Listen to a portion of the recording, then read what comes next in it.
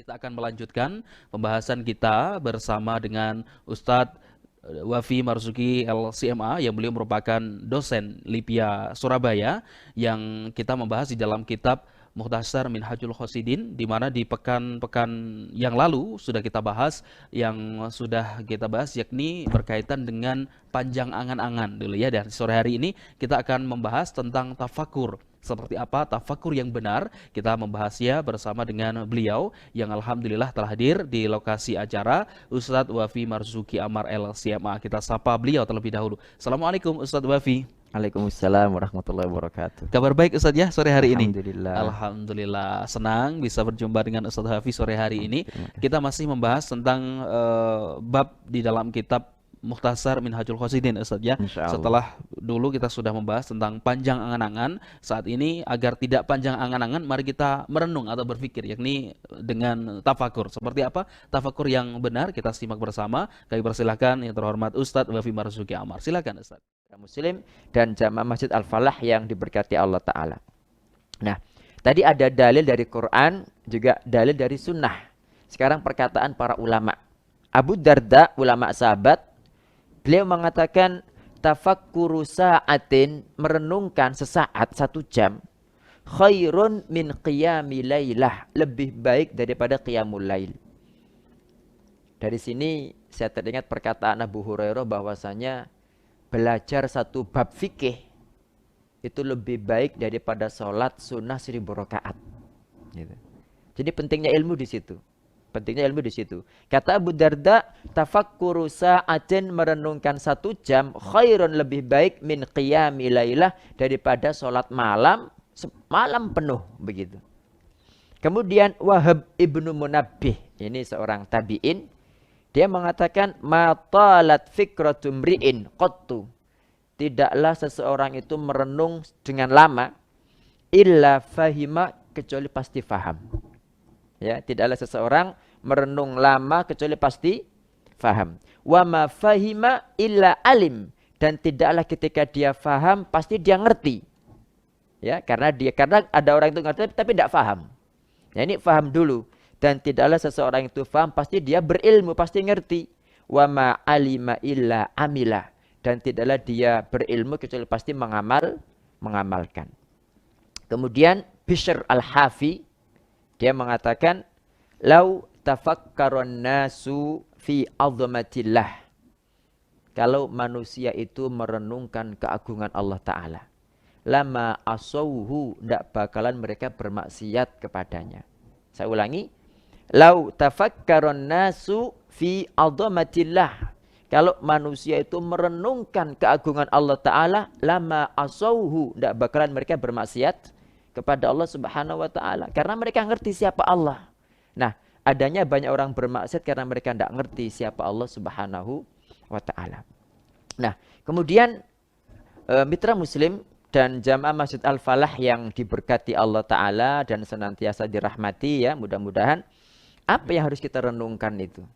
Kata Ibnu Qudamah rahimahullah, wa'lam, ketahuilah, annal fikra qad yajri fi amrin yata'allaqu biddin. Tafakkur ini kadang-kadang terjadi pada urusan agama. Wa qad yajri fi amrin yata'allaqu bi ghairihi, dan terkadang tafakkur ini terjadi pada selain urusan agama. Tetapi yang kita maksudkan di sini adalah mentafakuri masalah agama, kata beliau. Nah, tetapi masalah agama ini sangat banyak sekali ya agama ini. Makanya karena saking banyaknya, maka kita harus mempersingkat yang kita renungkan cuma 4 perkara. Ya. Jadi silakan dicatat mitra muslim dan jamaah Masjid Al-Falah yang dirahmati Allah Ta'ala, apa saja yang mesti kita tafakuri ketika mentafakurkan agama kita ini. Insya Allah kalau kita sudah sibuk membahas ini, kita nggak akan mikir yang lain. Karena kita sudah sibuk dengan 4 perkara ini. Yang pertama adalah at-ta'at, ketaatan. Ya. Yang kedua al-ma'asi, kemaksiatan. Yang ketiga as-sifatul muhlikat, sifat-sifat buruk yang membinasakan. Yang keempat as-sifatul munjiat, sifat mulia yang menyelamatkan. Jadi ini harus kita renungkan ini. Kita merenungkan selama ini, yang pertama kan ketaatan ya. selama ini ketaatan apa saja yang sudah saya lakukan. Ketaatan apa saja yang saya mampu tapi belum saya lakukan. Nah, kita renungkan ini. Kemaksiatan. Sudah berapa banyak dosa yang sudah saya lakukan. Mosok orang-orang semua pada berbuat taat ke Ramadan saya masih dosa aja. Kan gitu kan. Tentang sifat-sifat yang membinasakan juga kita harus merenungkan. Yang dalam tubuh kita ini, dalam diri kita ini sifat buruk itu apa aja. Pasti tahu kita yang punya jiwa kok gitu kan. Kemudian tentang sifat-sifat baik juga, ini kita harus tahu. Apa saja yang sudah kita lakukan, kalau memang kita tahu itu baik, kita perbanyak kan begitu kan. Nah, jadi ini ikhwatal Islam, mitra muslim dan jamaah Masjid Al-Falah yang dirahmati Allah Ta'ala. Kemudian, setiap muslim, kata Ibnu Qudamah, itu seharusnya memiliki catatan. Catatan untuk mencatat apa? Untuk mencatat sifat-sifat buruk, untuk mencatat sifat-sifat baik, untuk mencatat kemaksiatan, dan mencatat ketaatan. Kemudian setiap hari itu dia catat yang tadi ini. Kemaksiatannya apa, ketaatannya apa, sifat baiknya apa, sifat buruknya apa. Dicatat, kemudian direnungkan setiap hari. Terutama setiap mau tidur begitu kan. Nah, karena sifat buruk ini sangat banyak mitra muslim dan jamaah Masjid Al-Falah yang diberkati Allah Ta'ala. Karena sifat buruk itu sangat banyak, maka kita cukup mengambil 10 sifat buruk saja. Ya, siapapun yang selamat dari 10 sifat buruk ini, insya Allah kata Ibnu Qudamah akan selamat dari yang lainnya. Apa saja sifat buruk itu? Pertama adalah al-bukhl, pelit. Kemudian al-kibr, sombong. Al-ujub, ya, ujub. War-riya, riya. Wal-hasad, hasad. Wasyiddatul ghadab, suka marah, mudah marah, ya. Wasyarahut ta'am, rakus terhadap makanan. Kemudian wasyarahul wiqa, rakus terhadap jima, ya, hubungan seks. Kemudian wahubbul mal, cinta harta. Wahubbul jah, cinta jabatan. Ini ada 10. Pertama adalah al-bukhl. Kita harus merenungkan dalam diri kita. Kita ini pelit apa enggak ya? Ketika semua orang berbondong-bondong saat pandemi ini pada berinfak. Kok saya enggak jalan-jalan infaknya ini? Kita renungkan. Nah ini nanti kita centang itu. Kita bisa sudah lolos enggak dari penyakit ini. Gitu. Yang kedua al-kibr. Sama al-ujub ya. Kata para ulama, kiber sama ujub ini sama tapi berbeda. Kalau kiber itu sesuai dengan definisi Rasulullah adalah batarul haqqi wa ghamtun nas. Batarul haq itu menolak kebenaran, sudah tahu jelas ini suatu kebenaran ditolak sama dia. Wa ghamtun nas ini merendahkan manusia, melecehkan manusia, merasa dia yang paling hebat, paling besar. Itu kiber. Yang Nabi SAW mengatakan la yadkhulul jannah, tidak masuk surga, naudzubillah, man kana fi qalbihi mithqalu dzarratin min kibr. Siapapun yang dalam kalbunya itu ada sebesar dzarrah, sebesar biji sawi dari sifat sombong. Itu sebesar biji sawi. Bagaimana kalau sebesar gunung? Naudzubillah. Kemudian al-ujub, kalau ujub itu lebih bahaya juga tapi lebih ringan daripada sombong tadi. Al-kibr, kalau ujub itu mungkin gampangannya bahasa kita itu terlalu pede. Terlalu pede. Terkadang dia itu mungkin yang dia bawa itu cuma 60% tapi dia itu merasa 100% begitu. Ya mirip-mirip sombong tetapi lebih ringan dari sombong. Jadi untuk yang namanya ujub ini kata para ulama isti'dhamun ni'mah, memperbesar nikmat. Nikmatnya biasa-biasa dianggap besar, berlebihan begitu. Itu ujub. Kemudian ar-riya, naudzubillah, ini penyakit yang ditakutkan Rasulullah Shallallahu Alaihi Wasallam atas para sahabat, bagaimana atas saya, begitu kan? Sampai Nabi Shallallahu Alaihi Wasallam mengatakan, akhwafu ma akhafu alaikum minal masihid dajjal ar-riya, atau asyirkul asghar, begitu kan? Perkara yang paling saya takutkan atas kalian daripada dajjal itu adalah riya ini. Itu riya. Ya, karena kata Abdullah bin Abbas sangat tersembunyi. Seperti semut hitam di atas batu hitam, mitra muslim dan jamaah Masjid Al-Falah rahimakumullah. Kemudian berada dalam kegelapan malam yang sangat kelam. Siapa yang sadar itu kan? Kalau ini ditakutkan atas para sahabat, bagaimana dengan saya dan yang lainnya kan begitu. Kemudian hasad. Hasad itu iri hati. Bahaya hasad itu. Kata Nabi SAW, iyyakum wal hasad. Sekali-kali jangan pernah hasad. Fa innal hasada ya'kulul hasanat. Hasad itu memakan habis kebaikan-kebaikan, kama ta'kulun narul hatab, sebagaimana api memakan kayu bakar habis. Dan hasad ini ya penyakit pertama yang Allah Subhanahu wa taala dimaksiati di akhirat ketika iblis hasad kepada Nabi Adam, dan penyakit pertama kali di dunia yaitu ketika Qabil hasad kepada adiknya bernama siapa? Habil, ya, bernama Habil. Itu hasad. Semoga Allah Subhanahu wa taala menghindarkan saya dan semuanya kaum muslimin dari sifat hasad ini. Doanya Allahumma inni a'udzubika minal hammi wal hazan wa a'udzubika minal ajzi wal kasal. Hasad enggak ada ya? Enggak ada hasadnya ya. Kemudian setelah hasad ini syiddatul ghadab, mudah marah. Makanya ketika ada seseorang datang kepada Rasulullah, mitra muslim dan jamaah Masjid Al-Falah, ausini ya Rasulullah, mohon saya diberi wasiat wahai Rasulullah. Kata Nabi, la taghdab, jangan marah. Faraddada miraran, orang itu ngulang lagi, minta wasiat lagi. Nabi itu juga berkata, la taghdab. Ya, jadi meskipun minta wasiat berkali-kali, wasiat dari beliau cuma satu, jangan marah. Bahaya Pak kalau orang suka marah itu. Jadi mitra muslim dan jamaah Masjid Al-Falah, kalau orang suka marah itu bahaya. Gak bisa masuk surga dia.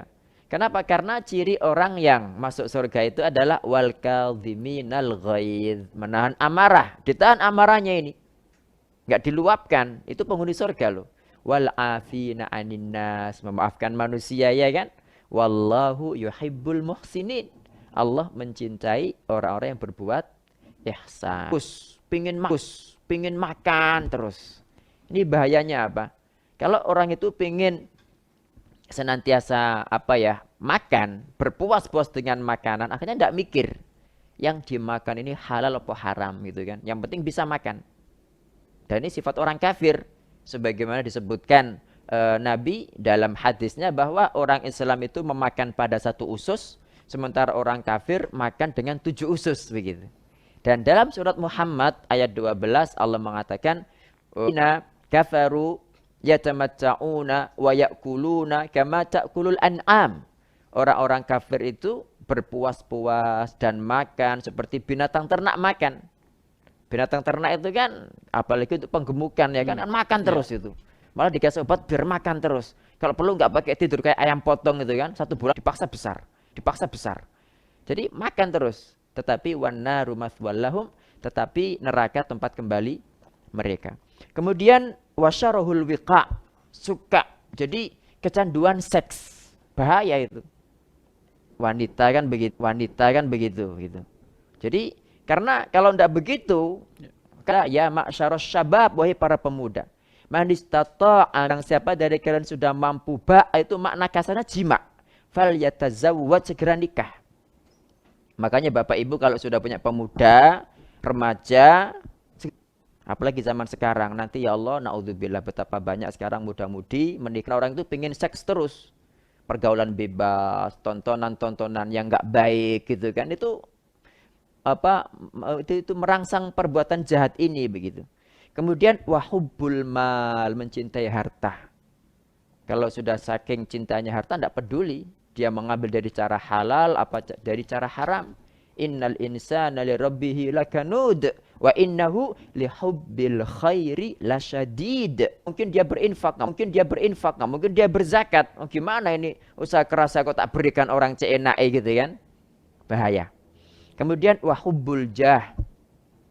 Suka pangkat, suka jabatan ini. Tinggal sedikit waktunya ya.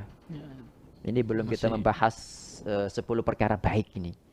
Jadi ada cerita mitra muslim dan jamaah Masjid Al-Falah yang dirahmati Allah Ta'ala. Orang itu kalau sudah yang namanya kecanduan jabatan, rakus jabatan, dia tidak mengira bahwa dengan dia mencari jabatan itu malah mati gitu kan. Jadi ada cerita dan kisah nyata, ya. Mestinya ada salah seorang di KUA begitu kan, di suatu daerah begitu. Mestinya fulan A ini yang naik, tapi dijegal sama dia. B ini yang naik gitu kan. Nah, dia tidak tahu bahwa Allah itu memang hendak membunuh dia gitu. Karena ada kumpulan di daerah di Kemenak, akhirnya dia kena corona dan mati duluan begitu. Nah, ini jangan sampai kita itu karena ingin mencari jabatan, akhirnya kita membunuh diri kita sendiri, mencelakakan diri kita sendiri. Ya wis, berjalan apa adanya, lakukan semuanya untuk Allah Subhanahu wa taala. Lillahi rabbil alamin. Dunia buat apa kita cari dunia? Ditinggal mati aja gitu kan. Nah, ini mitra muslim dan jamaah Masjid Al-Falah yang dirahmati Allah taala, ini harus kita catat 10 tadi itu dalam daftar kita. Dalam daftar harian kita. Hasad, oh alhamdulillah saya sudah tidak hasad hari ini, centang. Wes, kita nggak mikir itu, mikir yang 9. Yang tadi itu hubbul jah, suka pangkat, suka harta, dengki, ria, ini baru harus kita list tiap hari. Kalau sampai berhari-hari kita sudah bebas dari itu semua, insya Allah yang lainnya pasti bebas. Nah, ini kalau orang pengen masuk surga harus betul-betul harus betul-betul dia itu memaksa dirinya bagaimana untuk bebas dari 10 sifat buruk ini. Kemudian untuk sifat-sifat baik juga sangat banyak. Tetapi di sini Ibnu Qudamah rahimahullah menyebutkan 10 saja. Insya Allah kalau dia sudah mudah melakukan 10 ini, yang lainnya pasti jauh lebih mudah. Begitu. Yang pertama apa? An-nadamu 'ala dzunub, menyesali dosa. Yang kedua, as-sabru 'alal bala, bersabar terhadap bala. Yang ketiga, ar-ridha bil qada'i, ridha kepada takdir, ridha kepada qada. Yang keempat, asyukru 'alan na'ma, syukur nikmat, mensyukuri nikmat Allah Subhanahu wa taala. Yang kelima, i'tidalul khaufi war raja, setara, sejajar antara khauf dan raja, begitu. Yang keenam, az-zuhdu fid dunya, zuhud kepada dunia. Yang ketujuh, al-ikhlas fil a'mal, ikhlas dalam beramal. Yang kedelapan, husnul khuluq, ya, akhlak yang baik ma'al khalqi, bersama manusia, bersama makhluk. Kemudian yang kesembilan, hubbullahi ta'ala, mencintai Allah ta'ala. Dan yang terakhir, al-khusyu', khusyuk. Nah, kita bahas sekarang sifat-sifat baik ini mitra muslim dan jamaah Masjid Al-Falah yang dirahmati Allah dimanapun berada. Pertama adalah an-nadamu 'ala dzunub, menyesali dosa. Orang itu ketika tahu bahwa ini dosa, ya cuma ya makanya harus belajar. Ketika orang itu belajar, senantiasa menghadiri kajian ilmu, dia tahu mana yang dosa, mana yang tidak dosa. Yang menjadi masalah itu orang itu tidak merasa kalau itu berdosa gitu kan, itu bahaya di situ. Nah, ketika orang sudah ngerti itu dosa dan tahu bahwa ini perbuatan yang tidak baik, pasti dia menyesal dong gitu kan. Ketika dia menyesal, otomatis dia berusaha meninggalkan dosa itu, kemudian memperbaiki sisa umurnya dengan amal yang baik. Begitu. Kemudian bersabar atas bala. Bersabar atas bala. Bagaimana kita bersabar atas bala? Ingat firman Allah Ta'ala dalam surat At-Taubah. Qul la yusibana illa ma kataballahu lana. Tidak akan menimpa kami kecuali apa yang sudah ditakdirkan Allah buat kami. Jadi yang namanya takdir ini mitra muslim dan jamaah Masjid Al-Falah rahimakumullah, itu sudah kata Rasulullah, sudah dicatat Allah Ta'ala sebelum menciptakan langit dan bumi dengan 50.000 tahun. Jadi 50.000 tahun takdir itu sudah ada sebelum Allah menciptakan langit dan bumi. Kalau memang takdir itu keputusan dan ketentuan Allah Ta'ala, apakah pantas bagi kita seorang hamba untuk kemudian tidak terima dengan keputusan Allah Ta'ala? Ibaratnya kita itu sebagai OB gitu kan di suatu perusahaan, kemudian bos besarnya itu memberikan keputusan ini gitu. Masa kemudian kita menentang, menolak, kan sangat tidak pantas gitu kan. Ini sesama makhluk. Bagaimana kalau kemudian makhluk menentang Allah Subhanahu wa ta'ala? Sudahkah? Ya, 5 menit lagi Ustaz. Oh iya. Ya, menit ke-35. Ya, kemudian yang ketiga, ridho ya kepada qadha. Ridho kepada takdir ya. Ridho kepada takdir. Gimana kita ridho? Ya banyak kiatnya biar kita ridho ya. Termasuk tadi yang sudah disebutkan itu bahwa ini adalah keputusan Allah Subhanahu wa taala. Ya. Dan ridho itu kalau kita ridho itu balasannya besar sekali. Kalau sabar itu kan menahan diri kan ya. Jangan sampai mulut kita mengucapkan yang buruk-buruk. Jangan sampai anggota tubuh kita melakukan yang buruk-buruk. Jangan sampai kalbu kita itu meyakini yang buruk-buruk, mengatakan Allah telah zalim lah, Allah telah beginilah gitu kan. Itu sabar. Nah, yang diwajibkan Allah Ta'ala itu sabar. Tetapi kalau orang itu ridho, ya malah bersyukur kepada Allah, ini tingkatan jauh lebih tinggi lagi daripada sabar itu ridho. Nah, kita diperintahkan ridho kepada qadha dan qadar. Bagaimana caranya biar ridho? Kita harus yakin, husnudzon, apapun yang ditetapkan Allah Ta'ala, meskipun seakan-akan buruk, itulah yang paling baik. Ya, ada cerita sebetulnya, tapi panjang nanti, nggak usah diceritakan. Nanti aja, iya. Kemudian mensyukuri nikmat mitra muslim dan jamaah Masjid Al-Falah yang dirahmati Allah Ta'ala. Jangan seperti Qarun ya, ketika diingatkan, dia mengatakan 3 orang ya dari Bani Israel, 1 buta, 1 botak, satunya apa? Lepra gitu kan. Semuanya kufur nikmat ya. Kecuali yang buta ini ketika datang malaikat dalam wujud dia, buta juga dan miskin, dia ingat, ya Allah. Jadi saya dulu itu orang buta. Kemudian dikasih Allah nikmat seperti ini. Allah membuat saya bisa melihat. Saya dikasih banyak kambing. Silakan sampean ambil kambing berapa yang sampean butuhkan, begitu. Syukur nikmat ya. Jadi orang itu bersyukur, yang namanya syukur nikmat itu pertama, nikmat ini kita nisbatkan kepada Allah bukan kepada yang lain. Kalau nikmat ini kita nisbatkan kepada bintang, kepada ini, itu kufur nikmat namanya. Satu. Yang kedua, yang namanya syukur nikmat ini, nikmat itu jangan dipergunakan kecuali untuk ketaatan kepada Allah Subhanahu wa Ta'ala. Kalau nikmat Allah kita gunakan dalam maksiat, berarti itu kufur nikmat itu namanya. Kemudian sejajar antara khauf dan roja, seimbang. Khaufnya dan roja itu seimbang. Karena ada orang itu yang kadang-kadang takutnya itu kelewatan gitu. Takutnya kelewatan. Padahal Allah Subhanahu wa Ta'ala Maha Pengampun, saking takutnya akhirnya dia putus asa. Enggak bisa, enggak boleh seperti itu. Kan kadang-kadang ada orang itu membesar-besarkan ibadah sunnah, sholat duha misalnya, atau makanya ketika orang meninggalkannya dibesar-besarkan seakan-akan dia meninggalkan sholat wajib. Nah, ini enggak seimbang. Sementara untuk rojaknya, rojak itu harapan. Ya. Ada orang-orang itu enggak pernah sholat, enggak pernah zakat, dosa terus, ketika diingatkan katanya apa? Kan Allah Ghafurur Rahim. Nah, ini kebangetan rojaknya, harus seimbang. Seperti 2 sayap burung ya, seimbang. Kalau hilang salah satu enggak bisa terbang itu burung gitu kan. Zuhud itu tidak mau ya, tidak mau dunia. Tapi bagi orang yang kaya, kalau orangnya miskin dianggap zuhud ya enggak pas gitu. Jadi zuhud itu seperti Abu Bakar radhiyallahu an, seperti Utsman, seperti sahabat-sahabat yang lain gitu kan, Abdurrahman bin Auf ya. Jadi dunia itu datang semua, tapi dia enggak mau gitu. Makanya para sahabat itu 6 di antara 10 sahabat yang dijamin masuk surga mitra muslim dan jamaah Masjid Al-Falah yang diberkati Allah Ta'ala, itu 6 dari mereka itu kaya-kaya. Jadi seperti Zubair ibnul Awwam itu disebutkan dalam kitab Al-Isti'ab karya Ibnu Abdul Bar, itu memiliki 900 orang budak. Setiap hari para budak itu memberikan upah hasil pekerjaan mereka kepada Zubair. Tapi subhanallah, uang itu enggak pernah sampai nisab begitu. Jadi dapat langsung keluar. Itu zuhud, tidak mau.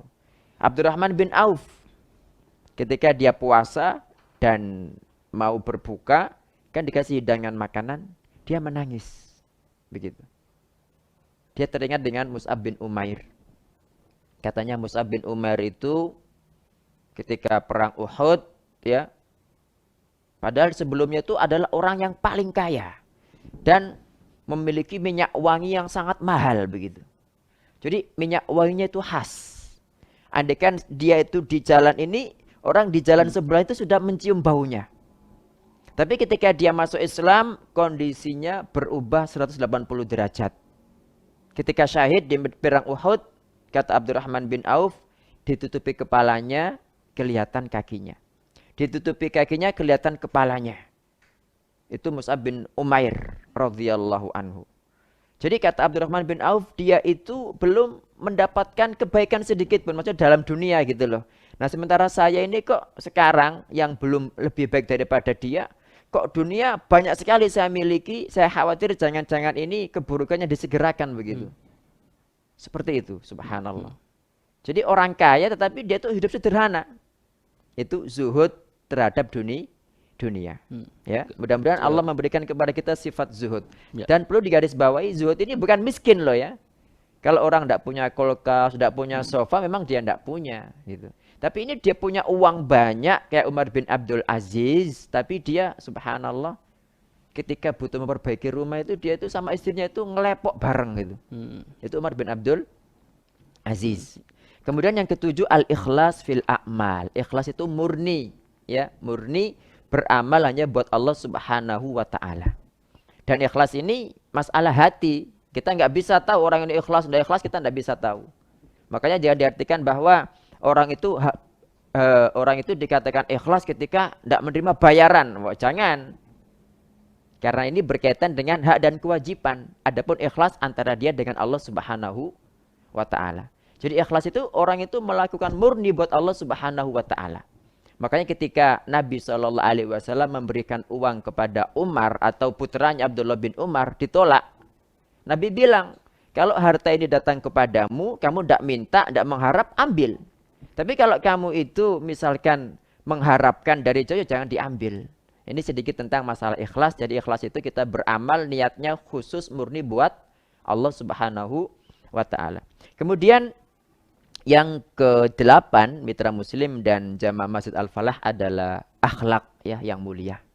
Akhlak yang mulia ini sangat luas pembahasannya kepada tetangga, kepada anak, kepada istri, kepada orang yang lebih tua, kepada yang lebih kecil, akhlak kepada binatang, akhlak kepada lingkungan. Ini banyak sekali ya. Akhlak. Kemudian yang ke-9 adalah mencintai Allah Ta'ala. Sudahkah kita mencintai Allah Ta'ala? Karena bukti orang yang cinta kepada Allah Ta'ala, sholat pasti awal waktu. Ketika punya harta, pasti langsung infak. Karena dia lebih mencintai Allah Subhanahu wa ta'ala. Apapun, mendahulukan Allah, bukan mendahulukan dirinya. Begitu. Dan yang terakhir adalah khusyuk. Khusyuk ini, puasa ada khusyuknya, zakat ada khusyuknya, haji juga ada khusyuknya. Tapi rata-rata orang memaknai khusyuk itu khusus pada sholat. Kan begitu kan? Ya, jadi apapun khusyuk. Orang, kalau sholat, sudah garuk sini, garuk sana, matanya menghitung lampu, itu jelas tidak khusyuk itu. Kata Ibnul Qayyim, "Lau khasya'a hadza fi salatihi la khasya'at jawarihuh." Kalau orang ini khusyuk dalam salatnya pasti seluruh anggota tubuhnya ikut khusyuk. Nah, ringkasnya mitra muslim dan jamaah Masjid Al-Falah, 10 sifat buruk, 10 sifat baik ini kita list. Ada daftarnya pada kita. Kalau kita hari ini bebas dari hasad, kita centang. Alhamdulillah. Kita bersyukur kepada Allah. Dan kita harus tahu bahwa kita bisa bebas dari hasad ini karena atas bantuan Allah. Atas nikmat dari Allah, bukan karena hebatnya kita. Jangan, na'udzubillah. Baru nanti kita list yang lainnya ya. Kalau misalkan kita belum bisa sifat buruk yang satu ini, harus kita berusaha bagaimana kita bisa bebas darinya. Sifat baik juga seperti itu. Setiap hari kita list. Ya. Kalau misalkan kita sudah menyesali dosa, kita misalkan sudah bersabar atas bala, kita list. Kalau kita sudah ridho kepada takdir, kita list, kita centang, tinggal sisanya. Insya Allah begitu. Dan ini mitra muslim serta jamaah Masjid Al-Falah yang dirahmati Allah, kita lakukan tiap hari. Ini yang namanya tafakkur itu begitu. Wa yatafakkaruna fi khalqis samawati wal ard. Kalau kita sudah sibuk dengan ini, kita enggak sibuk ngurusin yang lain. Kita enggak sibuk untuk menghibah orang, kita enggak sibuk untuk yang lainnya begitu kan? Karena kita sudah sibuk dengan diri kita sendiri gitu. Makanya kita diperintahkan untuk sibuk dengan diri kita biar kita enggak sibuk dengan orang lain. Kebanyakan orang yang sibuk dengan orang lain karena dia melalaikan dirinya begitu. Insyaallah demikian, wallahu taala a'lam. Berkaitan dengan ini Ustaz, kira-kira mana yang lebih utama Ustaz antara kita mentafakuri sifat-sifat baik, terkadang kan kita ingat ketika kita memberikan kebaikan kepada orang, tapi sifat buruk ini terkadang kita lupa kalau hal-hal seperti itu. Bagaimana kita menyikapinya Ustaz? Iya, jadi untuk menyikapi ini tadi kan kata Ibnu Qudamah itu dibuat list. Jadi masing-masing di list dua-duanya. Ya. Jadi kita harus Setiap hari itu bebas dari sifat buruk, setiap hari kita harus bisa melakukan sifat baik. Begitu. Jangan kemudian kita hanya melis yang baik saja, sementara yang buruk kita Hmm. abaikan. Harus dua-duanya Ustaz Harus ya. dua-duanya. Justru orang itu, kata Abdullah bin Abbas, mending dia itu enggak berbuat baik tapi menghindari semua dosa. Gitu. Apa gunanya kita sholat 5 waktu, kita puasa Ramadan, puasa sunnah, kita sedekah infak, tapi kita enggak bisa meninggalkan dosa. Makanya ketika Nabi Shallallahu Alaihi Wasallam berwasiat kepada Abu Hurairah, itu wasiat pertamanya adalah ittaqil maharima takun a'badan nas. Hindarilah semua perkara haram, niscaya engkau menjadi orang yang paling beribadah. Jadi orang yang a'badun nas, paling beribadah itu bukannya banyak kebaikannya, bukan. Tetapi yang paling menghindari perbuatan dosa.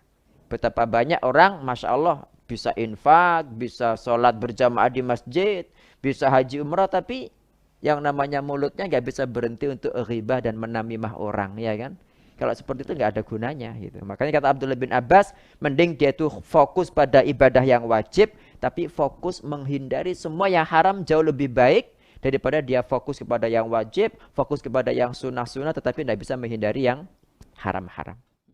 Ada mitra muslim yang bertanya, Ustadz, makna zuhud yang sebenarnya ini yang seperti apa? Terkadang kita sering lupa ketika Allah memberikan kenikmatan berupa harta. Nah, apakah kita mengabaikannya begitu saja ataukah seperti apa?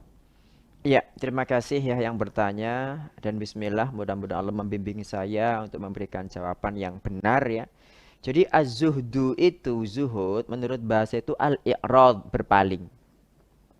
Nah, kalau orang berpaling dari dunia itu berarti dia tidak mau dunia. Tidak mau dunia bukannya wis saya Hmm. sibuk sholat saja, Hmm. ndak. Harta ini cari tidak apa-apa begitu. Tapi cari untuk kepentingan yang lainnya, untuk kaum muslimin, untuk ibadah, bukan untuk kita konsumsi pribadi begitu kan. Kan ada orang gajinya besar itu Ya. fokusnya untuk ganti-ganti mobil, fokusnya untuk memperbanyak rumah, fokusnya itu untuk ganti-ganti, pokoknya perkara-perkara yang nggak berguna begitu. Nah, seorang muslim daripada buat melancong ke sana kemari kan mending buat sodakoh, buat menghidupi masjid ini loh, buat menghidupi sekolahan ini loh. Itu begitu orang zuhud itu. Bukannya dia itu ya karena bukannya nggak mau harta sama sekali, mau dia Hmm. mencari harta sebanyak-banyaknya malah. Tapi tujuannya adalah untuk akhirat. Seperti Abdullah bin Mubarak. Abdullah bin Mubarak ini dalam biografinya ketika disebutkan Ibnu Hajar dalam kitab Taqribut Tahdzib, itu Ibnu Hajar mengatakan ini adalah orang yang terkumpul pada dia semua sifat baik. Tidak ada yang membedakan antara dia dengan sahabat Rasulullah kecuali zaman saja. Jadi saking baiknya sifat dia, seakan-akan dia dengan sahabat itu setara. Cuma dia kan tabiin gitu loh, ndak sahabat. Ibnu Mubarak ini kaya, jihad kemana-mana, dan dia banyak berpesan kepada para ulama, sampean fokus ngajar saja, saya jamin semuanya. Itu Abdullah ibnul Mubarak. Dan sempat berkata dia, kalau bukan karena para ulama yang ngajar itu, para tulabul ilm, penuntut ilmu yang lagi nuntut ilmu, saya nggak akan berdagang. Itu kata Abdullah ibnul Mubarak. Jadi makna zuhud itu ambil harta sebanyak-banyaknya tidak apa-apa gitu. Tapi jangan dikonsumsi pribadi. Kalau memang baju itu 120, 150 sudah bagus, ngapain beli baju harga 1 juta gitu loh. Hmm. Ya, Jadi ya, ya. itu namanya zuhud. Kita ambil secukupnya lah. Gitu. Yang lainnya untuk Allah Subhanahu wa taala. Insyaallah Hmm. demikian, wallahu taala a'lam. Ada pertanyaan dari Pak Rudi. Ustadz, yang Ustadz jelaskan tadi ada di surat Al-Imran ayat 191 tentang mengingat Allah baik itu waktu duduk dan juga berdiri. Artinya kan ini juga mentafakuri Ustadz. Nah, Ya. bagaimana ketika kita terkadang lupa berkaitan dengan kehidupan dunia, mungkin pekerjaan, mungkin kita ketika diberikan THR banyak kemudian lupa dan lain sebagainya. Bagaimana agar kita terus mengingat Allah Ustadz? Ya, jadi ini lalai kan ya, lupa. Ya itu wajar memang ya, manusiawi ya, semua orang juga begitu. Cuma ya biar lupanya itu ndak kebablasan ya. Hmm, hmm. Itu kita harus sering-sering kumpul orang soleh. Sering-sering kumpul orang soleh, satu ya. Karena orang soleh saling mengikatkan. Jadi pada harta kita itu ada hak kita. Yang kedua, sering-sering berdoa kepada Allah Ta'ala. Allahumma a'inni ala dzikrika wa syukrika wa husni ibadatik. Yang ketiga, kita senantiasa merenungi Al-Qur'an. Kan misalkan dalam surat Al-Ma'arij atau surat Al-Mu'minun, wa fi amwalihim haqqun lis-sa'ili wal mahrum. Pada harta mereka itu ada hak bagi orang yang minta-minta dan orang yang menahan diri untuk minta-minta tapi dia tidak punya begitu. Harus kita cari malah yang nomor 2 ini. Nah ini kita harus tahu, kita mentafakuri Al-Quran. Jadi dengan kita senantiasa, pertama tadi, kumpul orang-orang soleh, kita dengan senantiasa berdoa kepada Allah Ta'ala. Ya di samping Allahumma a'inni ala dzikrika wa syukrika wa husni ibadatik, kita juga banyak-banyak mengucapkan ya muqallibal qulub tsabbit qalbi ala dinik. Jangan sampai harta yang banyak ini malah melalaikan kita. Kemudian yang ketiga, kita senantiasa mentafakuri Al-Quran, membaca Al-Quran dengan merenungi ya.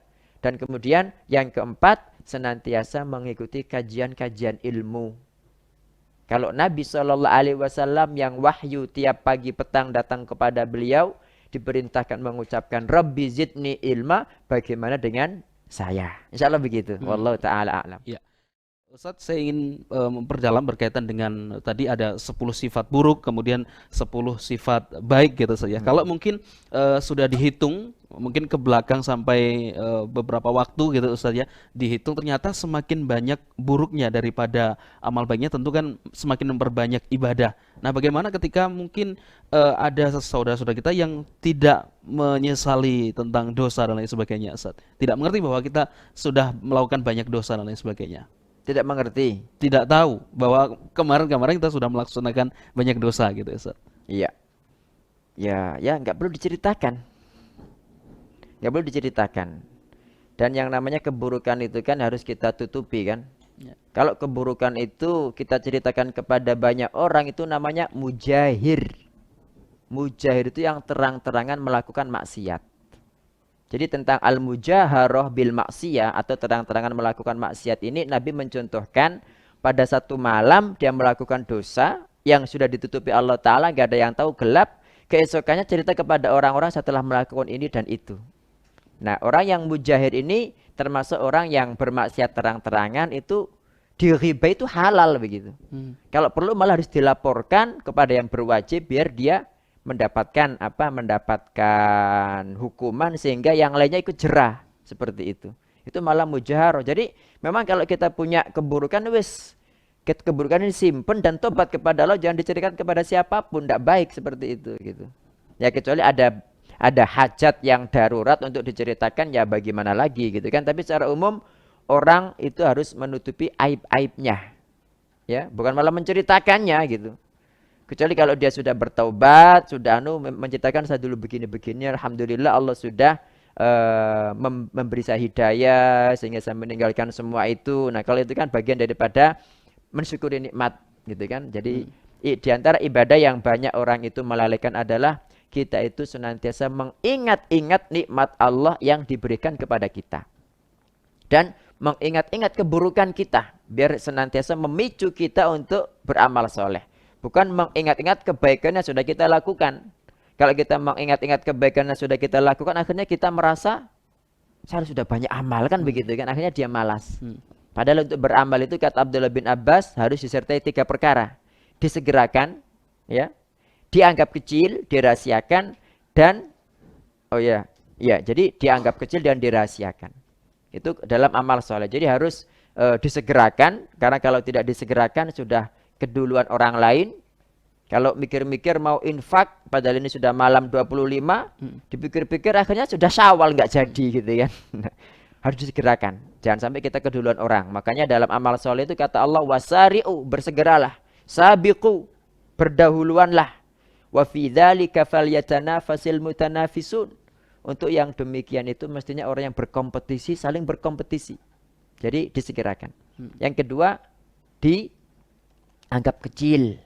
Sebanyak apapun amal soleh yang sudah kita lakukan, jangan pernah dianggap besar. Karena kalau kita anggap besar, kita ujub akhirnya. Datang syaitan. Jangan dikira setan itu akan diem, anteng, diem saja, gak akan mengganggu. Tidak mungkin tuh setan gitu kan.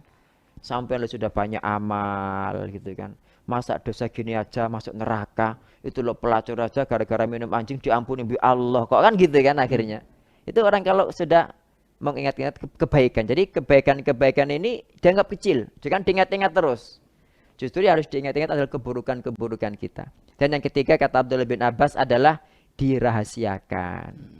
Semakin amal ini kita rahasiakan, semakin terbukti di hadapan Allah bahwa ini ikhlas untuknya, begitu.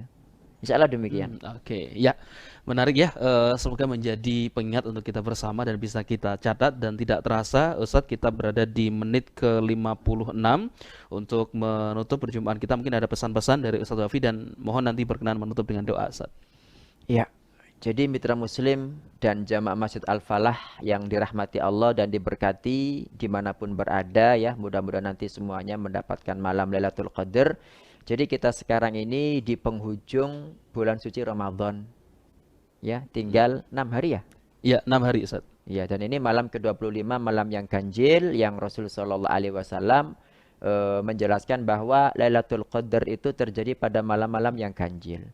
Maka saya berwasiat kepada saya pribadi dan semua mitra muslim, semua jamaah Masjid Al-Falah, mari kita fokuskan malam-malam terakhir ini. Mari kita fokuskan, fokus istighfar, fokus memperbanyak tilawatul Quran, fokus memperbanyak yang namanya sholat malam ya. Sholat malam nggak terbatas dengan jumlah loh ya. 2 rakaat salam, 2 rakaat salam, ada kunut di witirnya begitu. Kemudian berinfak, jangan pelit. Uang yang harta yang kita infak ini nggak akan hilang. Nabi mengatakan mana qasad shadaqatun min mal. Sedekah itu tidak pernah mengurangi harta. Jadi ini yang pertama, kita sekarang di penghujung malam yang terakhir, anggap bahwa kita Ramadan depan itu sudah nggak mungkin menangi gitu. Kalau kita sudah beranggapan demikian, kita insya Allah akan memacu diri kita untuk banyak beramal pada malam-malam yang terakhir dari bulan suci Ramadan ini. Yang kedua, Bapak Ibu ingat pesan Abdullah bin Abbas tadi itu 3. Amal soleh tidak sempurna sampai diiringi 3 perkara. Disegerakan, dianggap kecil, dan dirahasiakan. Jangan cerita-cerita, oh saya sudah berinfak sekian-sekian, saya sudah bagi-bagi sembako sekian-sekian. Taruh di Facebook, di mana di status WA, alhamdulillah hari ini sudah bagikan sembako ke masjid mana. Ini pengen dapat pahala dari manusia apa dari Allah kan begitu. Jadi ingat 3 perkara ini. Dan yang ketiga, pesan dari saya, mudah-mudahan Allah Subhanahu wa taala memudahkan kita semua senantiasa menghadiri kajian ilmu itu. Karena hanya dengan ilmu kita tahu mana yang halal, mana yang haram, mana yang baik, mana yang buruk, mana yang paling penting dan mana yang penting. Insya Allah begitu. Ini saja mitra muslim, semoga bermanfaat. Jazakumullah khairan, dan mari kita berdoa. Allahumma salli ala Muhammad wa ala ali Muhammad kama sallaita ala Ibrahim wa barik ala Muhammad wa ala ali Muhammad kama barakta ala Ibrahim fil alamin innaka Hamidum Majid. Allahumma inna nas'aluka ridhaka wal jannata wa na'udzu bika min sakhatika wan nar. Allahumma innaka afuwun karimun tuhibbul afwa fa'fu anna. Allahumma innaka afuwun karimun tuhibbul afwa fa'fu anna. Allahumma innaka afuwun karimun tuhibbul afwa fa'fu anna. Allahumma ij'al ijtima'ana hadza ijtima'an marhuma waj'al tafarruqana min ba'dihi tafarruqan ma'suma wa la taj'al ahadan fina syaqiyan wala mahruma. Allahumma barik lana fi corona. Allahumma barik lana fi corona. Wa sallithu ala kulli kafirin wa zalimin wa munafiqin wa mariqin wa muharibin lidinik. Wa najji minhu ya Rabbana kulla muslimin wa madlumin wa mustad'af. Fa innahu jundum min junudik amruhu biyadik tusibu bihi man tasha wa tasrifuhu amman tasha innaka ala kulli syai'in qadir. Allahumma inna nas'aluka minal khairi kullihi ajilihi wa ajilih ma alimna minhu wa ma lam na'lam wa na'udzu bika minasy syarri kullihi ajilihi wa ajilih ma alimna minhu wa ma lam na'lam. Allahumma inna nas'alukal jannata wa ma qarraba ilaiha min qaulin aw amal wa na'udzu bika minan nar wa ma qarraba ilaiha min qaulin aw amal. Allahumma inna nas'aluka min khairi ma sa'alaka minhu abduka wa nabiyyuka Muhammadun sallallahu alaihi wasallam wa na'udzu bika min syarri ma sta'adza bika minhu abduka wa nabiyyuka Muhammadun sallallahu alaihi wasallam wa idza qadaita lana qada'an faj'al aqibatahu rasyada Allahumma ahsin aqibatana fil umuri kulliha wa ajirna min khizyid dunya wa adzabil akhirah Allahumma zidna wa la tanqusna wa akrimna wa la tuhinna wa a'tina wa la tahrimna wa ardina warda anna wa athirna wa la tu'thir alaina Rabbana atina fid dunya hasanah wa fil akhirati hasanah wa qina adzaban nar wa sallallahu ala sayyidina Muhammad wa ala alihi wa sahbihi wa sallim subhanakallahumma wa bihamdik asyhadu an la ilaha illa anta astaghfiruka wa atubu ilaik. Wassalamualaikum warahmatullahi wabarakatuh.